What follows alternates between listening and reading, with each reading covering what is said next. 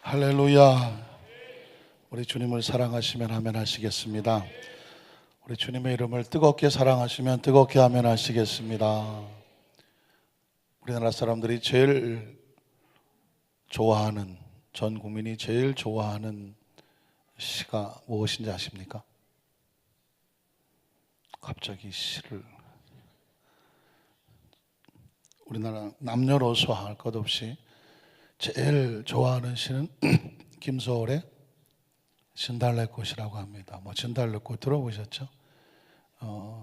그 진달래꽃만큼이나 아주 유명한 꽃에 관한 시가 있는데 김춘수의 꽃이라고 하는 시입니다. 아마 조금 내용을 말씀하시면 이해하실 거라고 생각하는데, 그 김춘수의 꽃은 이렇게 시작하죠.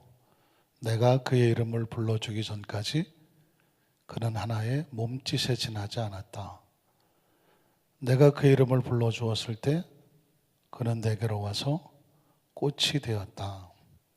내가 그 이름을 불러주었을 때 그가 내게 와서 꽃이 되었던 것처럼 누가 내 이름을 불러다오.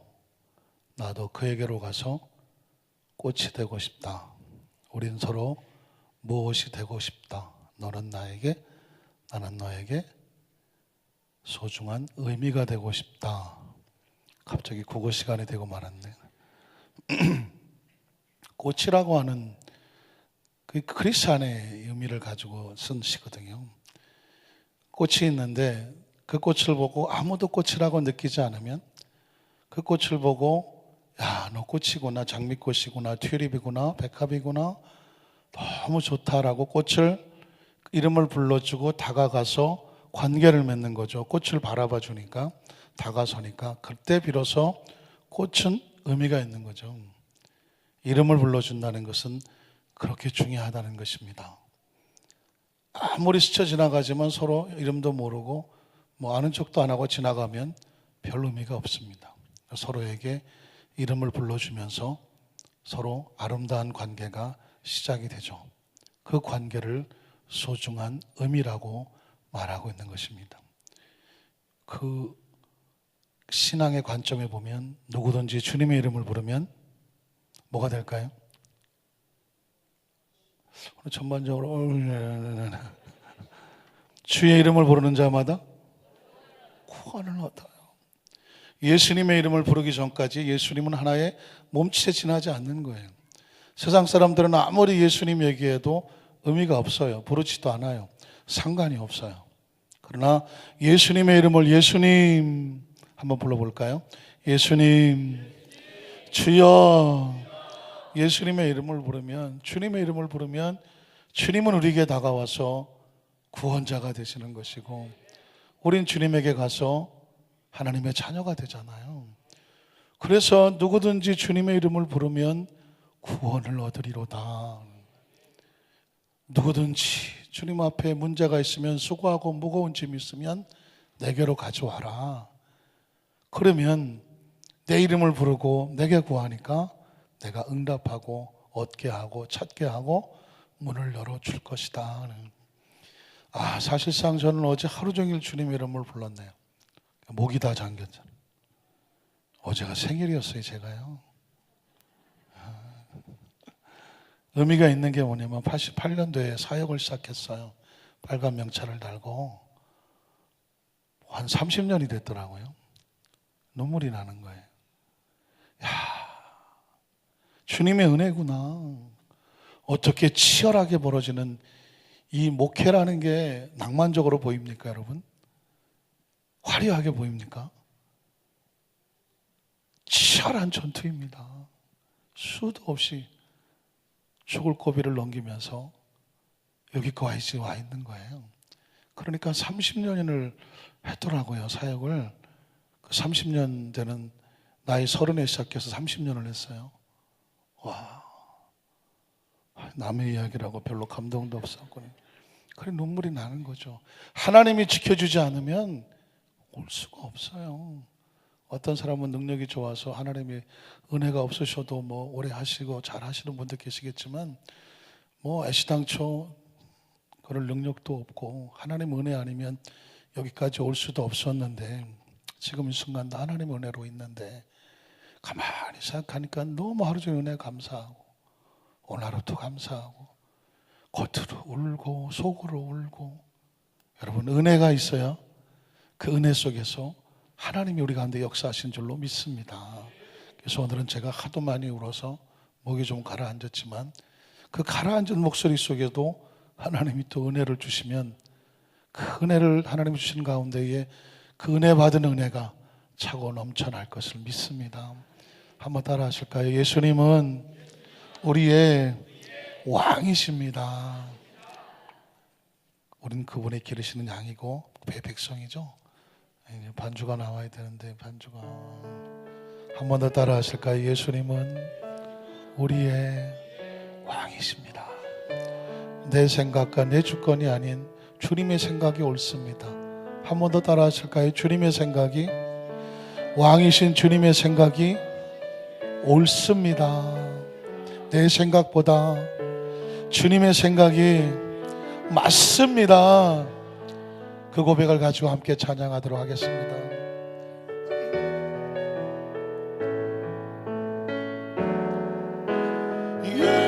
예수 우리 왕이 이곳에 오소서, 이곳에 오소서. 보좌로 두 손을 가슴에 얹고 찬양할까요? 찬양을 받아 주소서, 찬양을 받아 주소서. 주님을 찬양하오니, 주님을 찬양하오니, 주님을 경배하오니, 주님을 경배하오니. 왕이신 예수여, 왕이신 예수여, 좌정하사 다스리옵소서.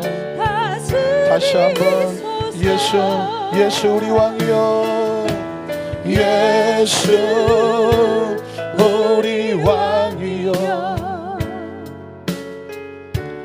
이곳에 오소서. 보좌로 주여 임하사 찬양을 받아 주소서. 주님을 찬양하오니, 주님을 경배하오니, 주님을 경배하오니. 왕이신 예수여, 왕이신 예수여 오소서. 자정하사 우리 다 같이 나서서 주님을 경배 찬양하오니, 주님을 우리도 손 높이 들고 주님을 찬양합니다. 주님을 경배하오니, 왕이신 예수여, 왕이신 예수여, 자정하사 주님을 찬양합니다. 주님을 찬양하오니, 주님을 주님 찬양합니다. 왕이신 주님을 경배합니다. 주여, 왕이신 예수여 오소서. 자정하사 다시 한번 왕이신 주님을 찬양합니다. 주님을 찬양하오니, 주님을 경배하오니.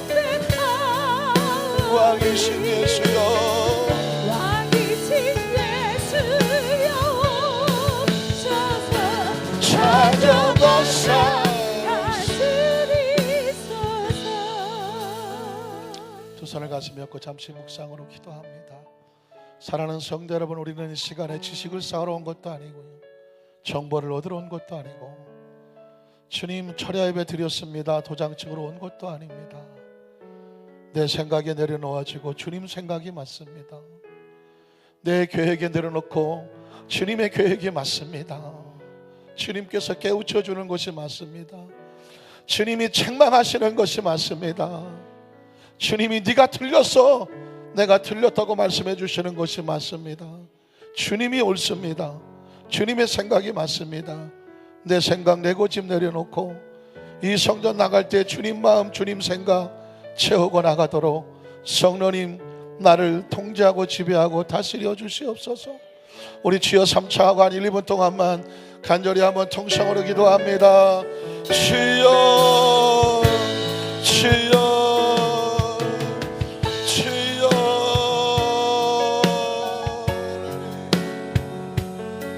주님을 찬양합니다. 주님을 경배합니다. 우리는 얼마나 많은 내 생각을 가지고 살아갑니까? 언제나 내 생각이 옳은 것 같습니다. 선악과를 따먹은 이후에 내가 하나님입니다, 내가 하나님이 돼서 내 마음대로 삽니다. 내 생각대로 살아갑니다. 하나님께서 뭐라고 말씀하는지 관심도 없습니다. 하나님 말씀하셔도 깨닫지도 못합니다. 하나님 앞에 무릎 꿇지도 않습니다. 무릎을 꿇어도 내 얘기만 합니다. 하나님의 음성에 귀를 기울이지 않는다면 그 기도는 무슨 의미가 있습니까? 하나님 말씀 앞에 복종하지 않는다면 그 예배는 무슨 의미가 있습니까? 주님이 맞습니다. 주님이 항상 옳습니다. 선악은 주님이 하시는 것입니다. 선악을 판단하시는 분은 오직 주님이십니다. 우린 그저 주님의 말씀만 따라갈 뿐입니다.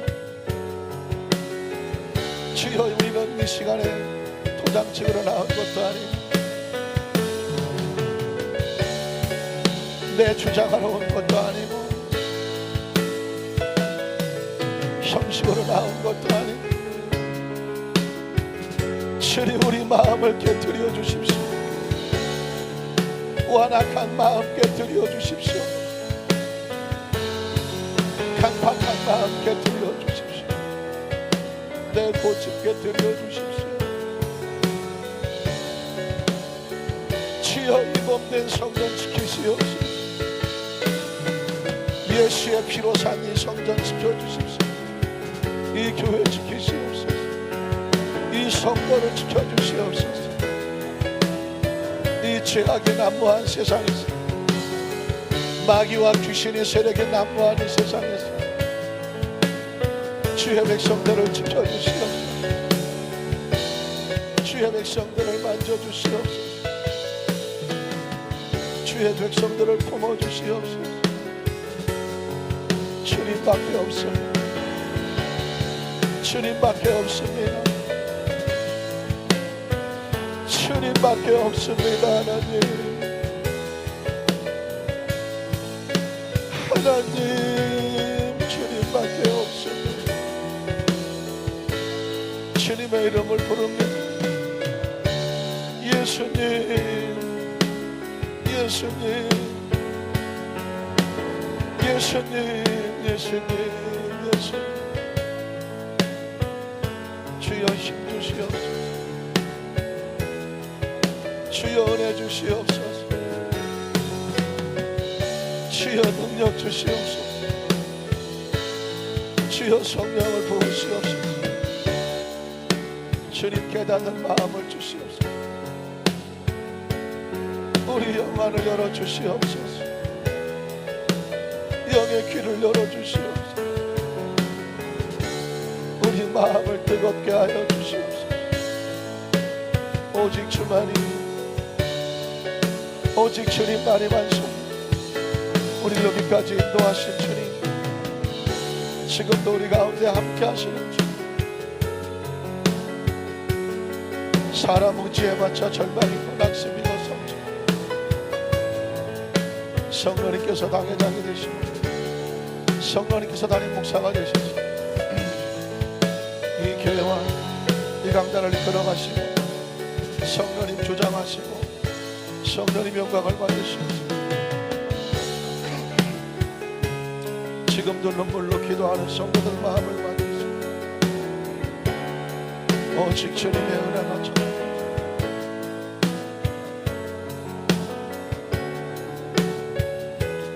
오직 주님께서 우리 예배를 받으십니다. 주님을 찬양하오니 주님을 찬양하오니 주님을 경배하오니 주님을 경배하오니 왕이신 예수 왕이신 예수여 오셔서 자정하사 다스리소서.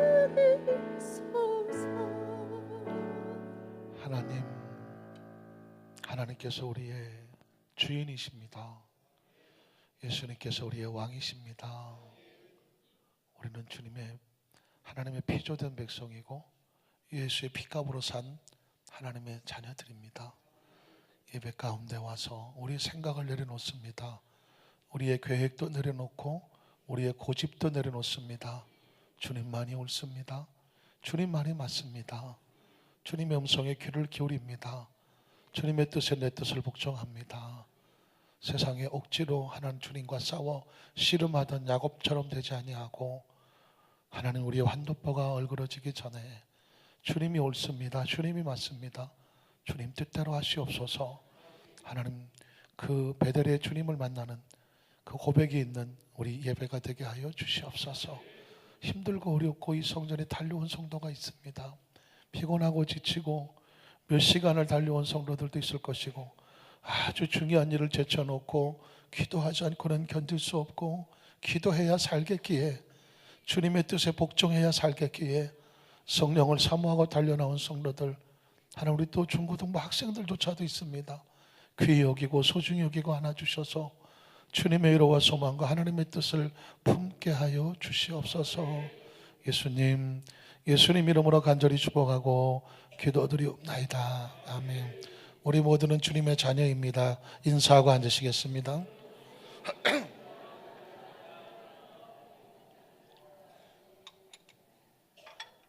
할렐루야. 한번 따라 하실까요? 이같이 완전히 낫게 하였느니라. 이런 제목으로 말씀 은혜를 나누기를 원합니다. 사도행전은 성령 행전입니다. 동의하십니까? 사도행전은 총 28장으로 되어 있는데 12장까지는 베드로의 사역이 있고 13장서부터는 바울의 사역이 있습니다. 베드로는 예수님의 12제자 그리고 수제자 사도가 맞습니다. 그리고 바울은 자신 스스로 예수 그리스도의 종, 나 사도된 바울은 이렇게 말합니다. 12제자는 아니었습니다. 어쨌든 베드로, 바울 두 사람의 사역이 기록된 것이 사도행전입니다. 그런데 두 사람이 다 알던 것처럼 성령 받기 전에는 아주 흉악하기도 한 바울, 사울이죠. 그리고 비겁하기도 했던 시몬, 베드로 옛이름이죠. 그랬던 사람들이 성령을 받고 나니까 전혀 다른 존재가 되는 거예요. 사도행전의 핵심은 흙덩어리에 불과하고 영이 죽어서 예수조차 알지 못했던 비겁하고 때로는 죄 속에 살던 육체가, 인간이 하나님의 영이 들어와서 예수를 구주로 고백해서 하나님의 자녀됨과 동시에 증인들에게는 성령을 부어주셔서 보혜사 성령을 부어주셔서 하나님이 하실 일을 맡기시고 하나님이 하시고 싶은 일을 사람을 통해서 역사하시는 거죠. 그래서 사도행전은 무슨 행전이라고 말한다? 성령 행전이라고 말하는 것입니다. 그러니까 눈물 나는 제목 아닙니까? 성령 행전. 성령이 일하신다. 성령이 역사하신다. 예전에 구약시대를 성부 하나님의 시대, 신약시대 예수 그리스도 이후의 시대를 신약시대 성자 예수님의 시대라고 하면 성령이 강림하고 나서 지금까지 교회 시대에 누가 함께 하십니까? 성령이 함께 하시죠. 지금 시대는 보혜사 성령의 시대입니다.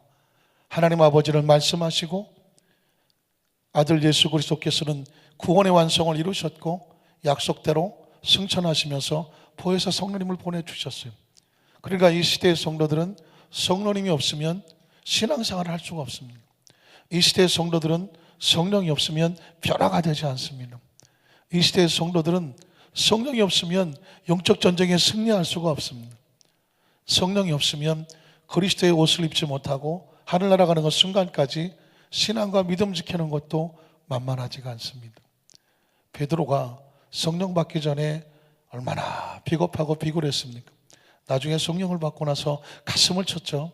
제가 그 베드로가 성령 받기 전에 베드로의 나약하고 비겁했던 모습도 말씀을 드렸고, 그 베드로가 속아서 사기를 당해서 마귀에 속아서 예수를 배반했던 것도 말씀을 드렸는데, 또 한 가지는 뭐냐면 베드로가 결정적으로 잘못했던 것은 뭐냐면 착각이었습니다.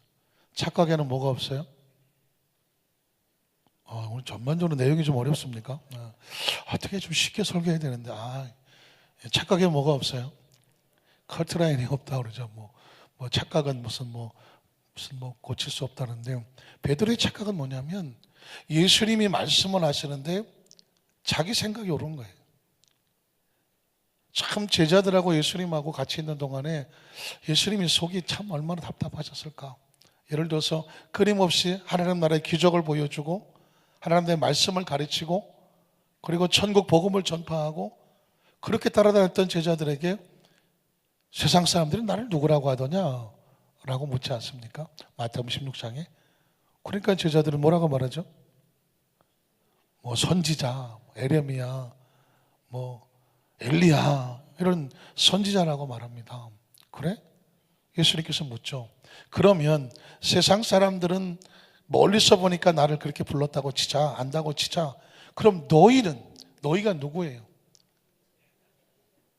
나하고 늘 같이 먹고 자고 같이 다니는 제자. 예수를 위해서 죽을 수도 있는 제자. 그 제자가 예수를 뭐라고 알고 있는지를 물었습니다. 너희는 나를 누구라고 아느냐? 예수님의 정체성, 그 제자들의 신앙 고백을 물었던 거죠. 거기서 결정적인 것은 뭐냐면 제자들이 말을 못하는 거예요. 말을 못해. 왜? 그 세상 사람들이 말하는 것 이상으로 할 얘기가 없어요. 구약 성경 속에서 엘리야나 에레미야 이상 뛰어난 선지자가 있나요? 없습니다. 그러니까 할 얘기가 없는 거예요. 예수님이 속이 아프지 않습니까? 전혀 예수님의 생각을 모르죠. 아시는 것처럼 그때 베드로가 잘 아시는 거죠. 저는 그리스도시요 살아계신 하나님의 아들입니다 라고 말을 합니다. 그때 예수님께서 베드로를 칭찬하지만 그것도 네 속에서 나온 말이 아니라고 말하죠. 누가 가르쳐줬나요? 하늘에 계신 아버지다 라고 말합니다. 그러니까 베드로의 생각이 아니에요. 베드로의 그 고백이 아니라니까요. 어떻게 하느냐? 바로 돌아서서 예수님께서 내가 십자가의 고난을 당하고 죽게 될 거라고 말을 합니다. 그때 베드로가 예수님에게, 그 예수님 그렇게 말씀하면 예수님이 옳잖아요. 여러분, 아멘이 뭐예요? 아멘이 뭐예요? 말씀이 선포될 때 그렇습니다. 그 말이 옳습니다. 그 말에 내가 동의합니다. 그 말을 믿습니다. 그게 아멘이죠. 그렇지 않습니까? 예수님께서 만약에 아무리 베드로의 자기 생각에 맞지 않더라도 내가 아버지 뜻을 행하러 왔는데 내가 이 세상에 죄를 지고 고난을 당하고 십자가에 죽을 거다. 그러나 걱정하지 마라. 내가 다시 살아날 거다. 그 얘기를 하니까 베드로가 뭐 해야 돼? 그러면 예수님 말씀하셨으니까 뭘 해야 돼요? 아멘을 해야지. 아멘 해야죠. 죽는다나 받아들일 수 없지만 부활은 믿습니다라고 아멘을 해야죠. 그런데 베드로는 거기서 뭐라고 말하냐면 예수님은 그렇게 말씀하셨어도 나는 그 말이 귀통으로도 안 들린다는 거죠. 왜? 내 입장에서 보면 예수님은 사셔야 돼. 사시는 것도 어떻게 사셔야 돼? 만수무강하셔야 돼. 만수무강하시고 로마를 정복하고 성의 왕이 되셔야 돼. 왕. 로마까지 다 때려부시고 왕이 되셔야 돼. 그래야 내가 당신을 따라다닌 보람이 있어. 그리고 예수님이 왕이 되시에 자기가 수혜자니까 수석 뭐라도 할 것 아닙니까? 근데 예수가 돌아가셔? 그럼 뭐야? 난 뭐야? 닭 줬던 게 지붕 쳐다보는 거야. 내 인생 어떻게 청춘을 죄송합니다. 전혀 모르는 단어인데 돌려다오라고 얘기하는 거예요. 그러니까 예수님이 이렇게 말씀할 때 제가 말씀하잖아요. 베드로가 예수님한테 항변하여라고 말했습니다. 그 항변하여가 원어 성경에 보면 어디를 붙잡았다고요? 멱살을 붙잡았다는 거예요. 참 베드로가 죽으려고 그냥 용트림을 하는 거죠. 예수님의 멱살을 붙잡아요. 사람이 얼마나 자기중심적인지. 예수님이 말씀을 하셔도 예수님의 생각과 자기 생각이 틀리니까 예수의 생각이 맞는지 틀린지는 관심도 없어요. 내 생각이 맞다는 거야. 내 생각이. 그러니까 예수님 당신 틀렸어. 죽으면 안 되고 이러는 거예요. 그게 어디까지 간지 아십니까? 예수님께서 채찍에 맞으시고 빌라도의 법정에 쓰셔도 베드로는 예수님께서 말씀대로 하나님 아버지의 말씀대로 간다는 것에 동의를 못해. 아멘을 못해. 세상에 제일 불쌍한 영적 질병이 뭔지 아십니까? 아멘이 안 돼. 아멘이 안 돼. 가장 감사한 건 뭔지 아십니까? 아멘으로 사는 삶이야. 그래도 17명밖에 아멘이 안 돼. 여러분 한번 따라 하실 거예요. 아멘이 축복입니다. 아멘이 사는 길입니다. 아멘이 생명입니다. 왜 아멘이 중요한지 아십니까? 주님이 말씀하신 것에 왜 내 생각이 없겠어요? 왜 내 계획이 없겠어요? 그럼에도 불구하고 그 말씀이 맞으니까 그 말씀에 뭐 하겠다는 거예요? 복종하고 순종하고 따라가겠다는 겁니다. 그러니까 아멘을 하는 거예요. 그래서 여러분 그 아멘 신앙을 가진 사람은 하나님 말씀대로 된다고 믿으니까 그 마음속에 뭐가 생겨요? 늘 감사하지. 늘 담대하고 기쁨이 있어요. 근데 여러분 절대 아멘 못 되는 사람은 그 안에 성령이 동행하지 않으면 아멘이 안 돼요. 아멘은 아무나 하나? 아무나 못합니다. 뭐가 맞아야 돼요? 제가 늘 하는 얘기, 눈이 맞아야 돼. 하나님의 마음과 하나님의 눈과 우리 눈이 맞아 떨어져야 돼. 가슴이 뭉클거려야 돼요. 국회 조창기도회에 황교안 대통령 권한대행이 대통령 대신에 참석을 해서 예정이 없는 성구를 하나 낭독을 했죠. 사람이 자기 길을 계획할지라도 그 길을 인도하시는 분은 누구라고요? 하나님이다. 그 얘기는 뭐예요? 각자 자기 길이 다 있어도 하나님이 말씀하면 각자 자기 다 해서 뭐 해야 돼요? 뭐 해야 돼요? 더 힘들구만. 각자 사람의 계획이 다 달라도 야훼께서 그 길을 인도하시니 하나님이 말씀하시면 각자 생각 있던 사람들이 뭐 해야 돼? 다 아멘 해야지. 누가 라면이래. 또 라면은 뭐야? 아멘이래지. 아멘. 여러분 왜 선악과인지 아십니까? 선악을 판단하시고 결정하신 분은 하나님 한 분이어야 돼. 그러니까 하나님이 말씀하시면 지구상 70억이 다 같이 아멘을 해야지. 하나님이 말씀하는데 한쪽 구석에서는 아니요, 내가 보기엔 이게 맞소, 저게 맞소, 여기저기서 튀어나오면 진리가 없어요. 진리는 하나예요. 진리는 하나. 예수님이 욕을 드셔도 I'm the way, 나밖에 없어 길이. 세상 사람들이 뭐라고 말합니까? 왜 예수만 믿어야 되느냐, 이 기독교인들아, 이 독선적인 사람들아. 이것도 믿고 저것도 믿고 다 같이 가면 얼마나 좋아. 근데 왜 예수만 믿으라고 그래? 여러분 진리는 하나밖에 없어요. 진리는 하나밖에 없는 거예요. 그걸 어쩌라고. 만약에 진리가 몇 개가 있다고 치면 절대 진리가 아니죠. 이것도 좋고 이것도 좋고 또 저것도 좋은 거예요. 어떠십니까? 우리가 선택한 이 길이 절대 진리고 이거밖에 없어. 그러니까 예수님이 말씀하시면 뭐 해야 돼요? 아멘을 해야죠. 예수 믿으면서 가장 문제가 뭐냐면 말씀이 선포돼도 아멘이 안 돼. 생각해보고 기도해보고 집에 가보고. 이게 뭘까요? 순종을 안 하겠다는 것입니다. 복종을 안 하겠다는 것입니다. 아멘을 안 하겠다는 것입니다. 베드로가 예수님 말씀 앞에 아멘을 못했어. 아멘을 못한 게 어디까지 갑니까? 예수님이 빌라도 법정에서 채찍에 맞을 때도 예수님의 눈빛하고 뭐라고 말했을까요? 눈빛이 부딪히기를 원체가 피했겠죠. 그러나 느끼죠. 눈빛이 눈초리죠. 눈초리 느껴지죠. 뭐 해야 돼?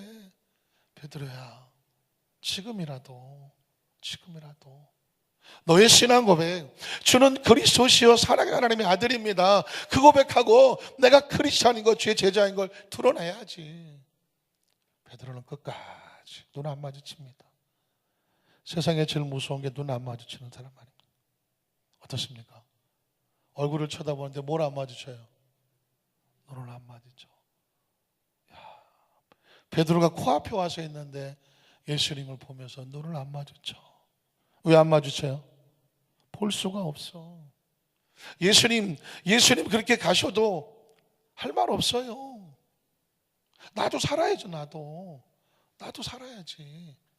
내가 이 나이에 벌써 예수님 가신다고 같이 맞아 죽습니까? 나도 살아야죠. 베드로 생각은 따로 있는 거예요. 나도 살아야지. 생각해 보세요. 나도 살아야 된다니까. 그게 자기 생각이에요. 그런데 예수님 말씀에 복종을 못해요. 아멘이 안 돼요. 도망을 치는 거예요. 문 밖으로 튀어나가서 그때 비로소 닭소리를 듣고 꼬꾸라지는 거구나. 예수님 말씀이 맞았구나. 예수님 너 닭 울기 전에 3번 나 부인한다는 예수님 말씀이 맞았구나. 여기 굉장히 놀라운 유레카예요. 유레카. 진리야. 예수님 말씀을 믿지를 못했어. 아멘을 못했는데 내가 지금 돌이켜보니까 예수님 말씀대로 되고 있어. 그러나 때는 늦어버렸어. 이젠 베드로가 돌이킬 수가 없는 거죠. 그게 성령 받기 전에 베드로의 모습입니다. 성령을 받지 않으면 그 정확한 순간에 아멘이 안 돼요. 아멘이. 말씀이 선포됐는데도 아멘이 안 돼. 어떤 사람은 하나님 말씀을 나오면 말씀이 선포되면 아멘은 그냥 화가 나는 사람이 있어요. 화가 나는 사람. 혹시 있으십니까? 제가 한번 말씀드렸잖아요. 미국의 어떤 권사님인데 어떡하지? 신앙 상담하러 와서 목사님 저 기도 좀 해주세요. 왜 그러냐 했더니 통성 기도하면 입에서 욕 나와요. 욕이 나온다고 하더라고요. 충격이죠. 주여 삼초하고 통곡을 해. 그죠? 통성 기도를 해. 개인 기도할 때는 안 나와. 통성 기도하면 옆에서 막 기도하잖아. 막 영적으로 막 기도하니까 이 영적인 그 파장이 올라오니까 이 속에 격동하는 분노, 미움, 억울함, 서운함, 섭섭함, 원한 이런 것들이 이게 뭐야? 악한 영이죠. 이 속에 잠잠히 있다가 조용히 기도할 땐 몰랐는데 혼자 앉았을 때 몰랐는데 옆에서 빵 기도를 하니까 입에서 그냥 쌍시우서부터 욕이 막 튀어나와. 누가 들을까봐 미치는 거죠. 이거 권사인데 어떻게 이거 오죽하면 저한테 와서 목사님 나 통성 기도하면 입에서 욕 나와요. 야, 난 이때까지 목회하면서 그런 상담은 처음 들어봤네. 그렇게 알고 봤더니 말씀했지만 남편에 대한 원한이에요. 여러분 기도줄이 막히는 것의 많은 부분이요 서운함입니다. 섭섭함이고요 원한이 있어요. 뭔가 마음속에 하나님에 대한 원한이 있거나 뭔가 정말 자신이 하나님 뜻을 깨닫지 못해갖고 하나님 살아계시면 나한테 이런 일이 생겼을까? 큰 충격. 또는 부부간에 또 잘 커뮤니케이션 잘 안 돼 생기는 원한. 또는 뭐 부모님, 시부모님 뭐 아니면 뭐 경제적으로 어떤 큰 충격을 받았거나 뭔가 이 마음속에 감사를 상실하면 기도가 안 돼요. 기도는커녕 욕 나온다니까요. 그냥 남편을 욕하는 거예요. 막 그 권사님 보니까 평상시 멀쩡할 때 안 해. 근데 옆에서 빵 기도 소리가 나오면 이 귀신이죠. 막 작동을 치는 거죠. 상담하고 기도해주고 상담하고 기도해주고 나중에 남편을 계속 축복하게 하고 용서하게 하고 그리고 감사하게 이민까지 와서 남편 없으면 차 어떻게 타고 다니냐, 남편 없으면 어떻게 살았느냐 다 맞대 또.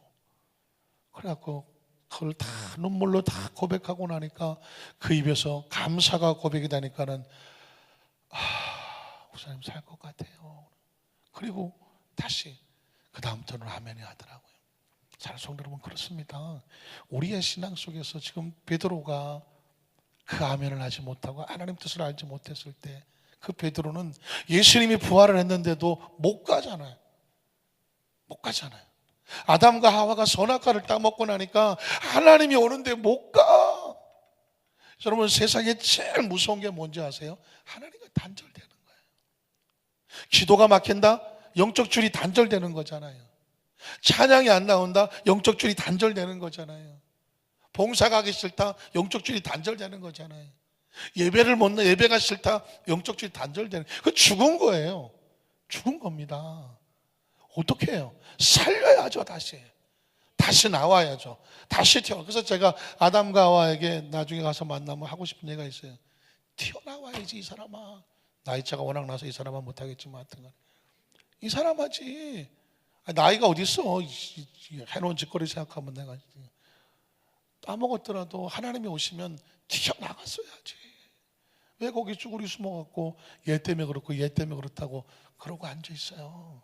하나님은 그런 문제가 있으면 누구 때문에가 아니에요. 누구 때문에가 아니라 하나님 나 때문이니까 나가서 하나님과 관계 회복을 해야 되는 거예요. 그리고 나서 베드로가 성령을 받고 새로워지니까 이건 이제 베드로가 주인공이 아니에요. 하나님이 이런 베드로를 통해서 어떻게 사역하시느냐, 성령이 주인공이에요. 성령.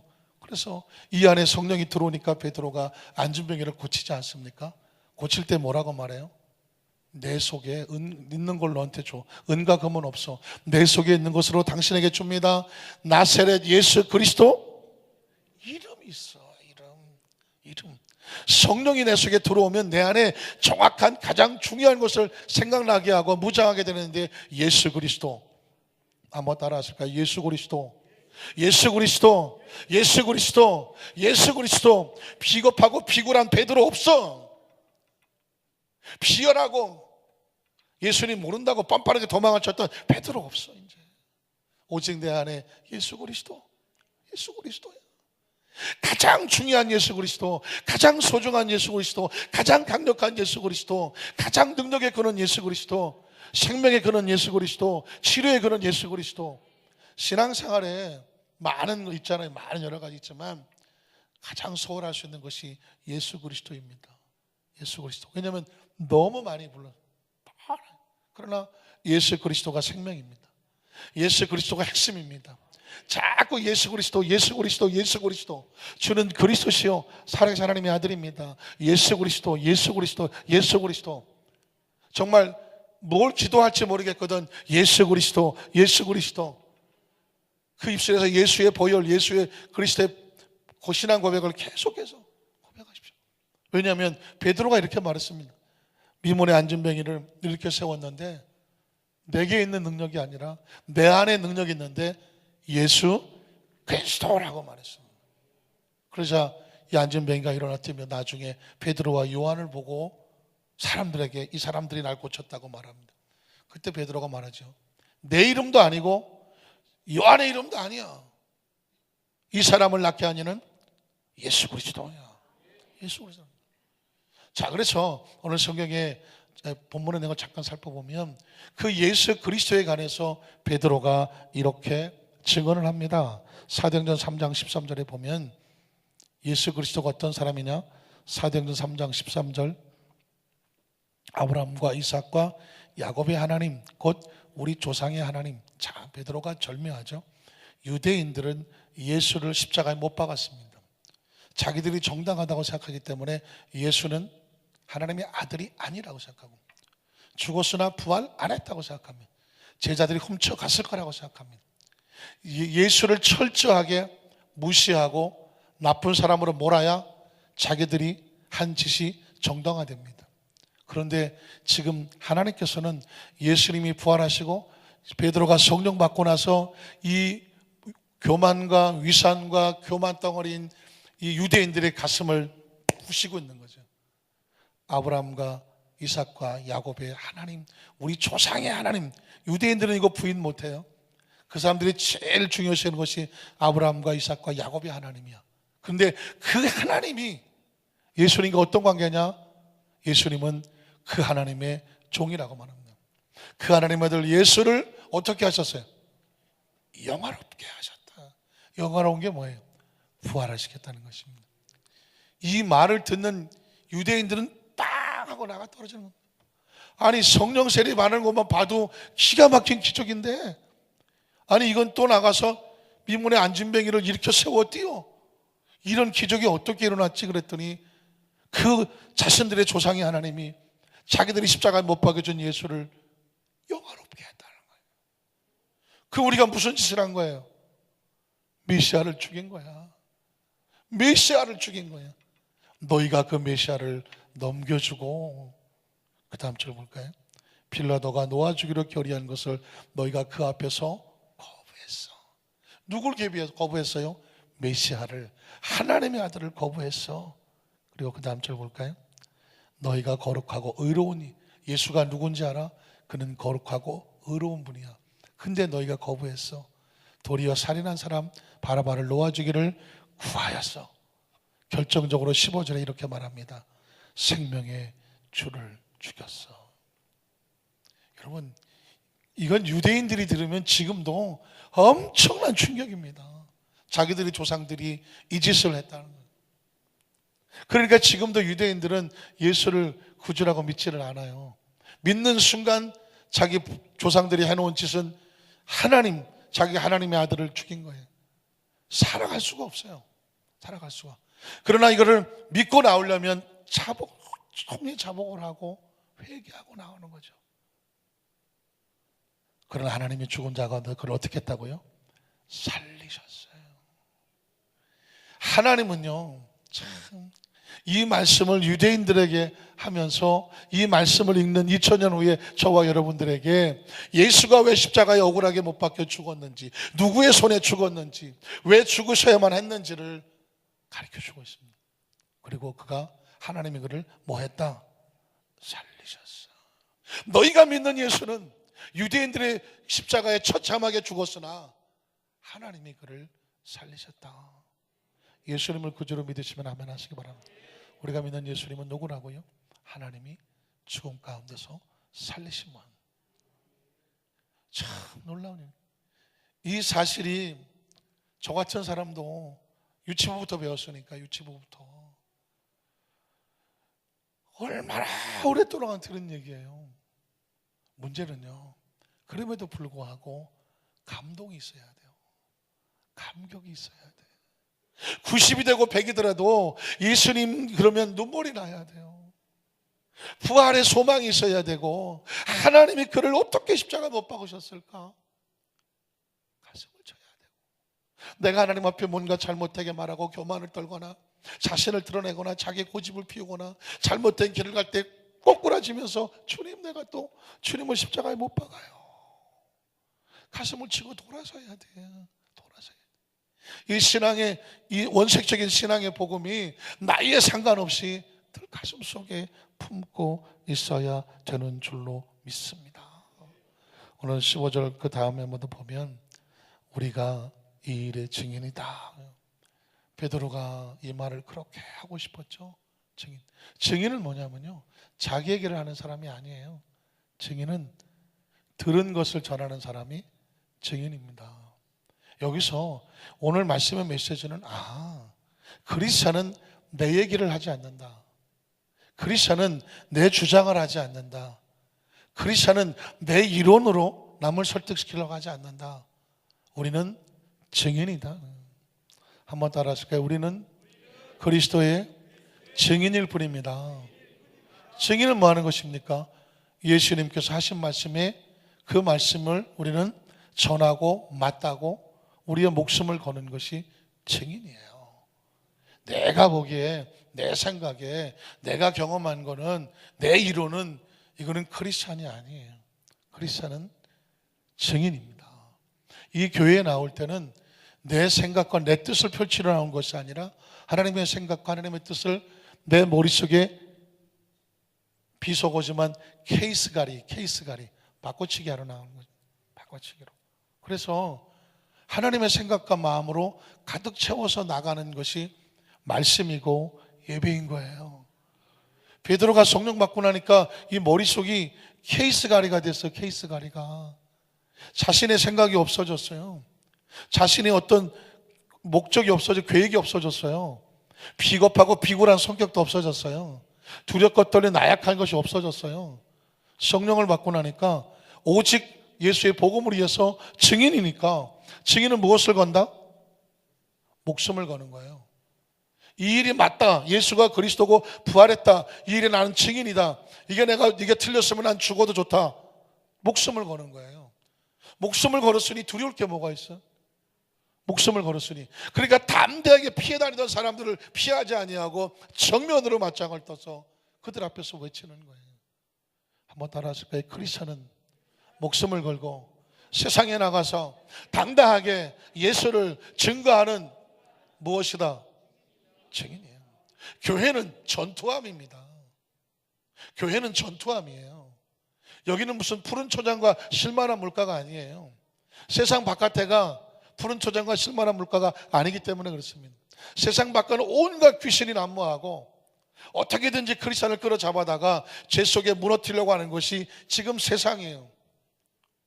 그리고 이 크리스찬들이 세상에서 영적으로 승리하지 못하면 지는 거예요. 지면 죽는 거예요.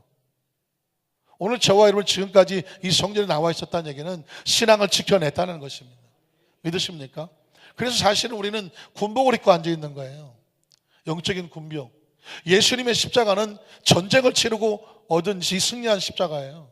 예수님의 부활은 전쟁을 치르고 죽음을 걷어차고 이겨낸 부활이에요. 믿으십니까? 이 세상은 아직도 어둠의 세력들이 난무합니다. 우리 머리통은 나가면 어떻습니까? 아니, 지금 이 순간도 이 머리통은 치열한 전쟁 아닙니까? 이 평안합니까? 이 머릿속이? 아닙니다. 우리의 마음의 생각은 평안합니까? 말씀 붙잡고 치열한 전쟁에서 승리해야 평안합니다. 승리해야 생각이 평안합니다. 내 모든 행동도 승리, 하나님 말씀에 서야 평안합니다. 마음이 불안하고 초조하고 양심의 가책이 되고 떳떳하지 못하고 그리고 어둠에 다니고 죽은 거예요. 영적으로 벌써 죽어 있는 겁니다. 그러니까 오늘 성경 속에서도 베드로가 증인이라고 말하는 것은 사도행전의 핵심적인 단어가 성령, 그렇다면 비슷하게 중요한 단어가 증인이죠. 증인이 이 땅에 살고 증인의 삶을 다하다가 이 땅을 떠날 때 어디에서 만나요? 증인들이 천국에서 만나는 거죠. 다른 말로 바꾸면 우리는 천국 증인입니다. 믿으십니까? 자, 그래서 사도 16절만 한번 찾아보고 말씀을 끝내겠습니다. 그 이름을 믿음으로 그 사람들에게 안진뱅이가 요한의 이름도 아니고 베드로의 이름도 아니다 라는 것을 설명하기 위해서 그 이름이 누구예요? 너희가 거부하고 너희가 생명이 주겠던 생명의 주 하나님이 영원하게 하셨던 예수 그리스도. 베드로가 놀라워요. 성령을 받고 나서는 사도행전 2장에 성령 받았는데 3장, 4장, 5장, 6장 오면서 그 머릿속에 베드로는 온통 예수 그리스도, 예수 그리스도, 예수 그리스도. 그 예수 그리스도의 이름을 믿음으로, 잘 보세요, 그 이름을 믿음으로 그 이름이 너희가 보고하는 이 사람을 어떻게 했다? 성하게 했다. 어떻게 치료받는지 아셨습니까? 그 이름을 믿음으로. 예수 이름을 믿으면 치료 역사가 나타납니다. 그리고 우리가 성해지는 것은 무엇이 우리를 성하게 합니까? 그 이름입니다. 그 이름이 뭘까요? 예수 그리스도입니다. 그 다음 절 볼까요? 예수로 말미암는 그 이름을 믿는 믿음, 그 이름, 예수로 말미암은 이 믿음이 너희 모든 사람 앞에서 이같이 완전히 뭐하게 하였느니라? 낫게 하였느니라. 오늘 이 시간 이후에 아주 단순한 도전을 드립니다. 예수 그리스도로 믿는 믿음, 예수 그리스도의 이름, 그 이름이 그 병든 자를 성하게 했습니다. 완전히 낫게 했습니다. 아주 단순하게 너희가 내 이름으로 귀신을 쫓아내고 병든 자 손든 자 나으리라, 이 말씀을 하신 분이 주님이시다. 우리는 뭐 할까요? 아멘 하죠. 그 마음이 다른 거 하는 사람, 예수의 이름과 말씀만 생각하고 손을 얹고 기도할 때에, 베드로가 앉으면 이렇게 세우지 않았습니까? 베드로는 그렇게 말했어요. 예수 그리스도의 이름뿐이다라고 말했어요. 은각음 없다고 말했습니다. 오늘 이 말씀이 오늘 이 시간 우리가 선포되는 이유, 너희도 그렇게 하라는 것이죠. 베드로가 증인이었던 것처럼, 베드로는 우리와 다를 게 하나도 없는 사람이죠. 단지 성령 받고 나서 예수 이름으로 담대히 손을 얹고 병을 고쳤습니다. 병을 고쳤다는 건 뭘까요?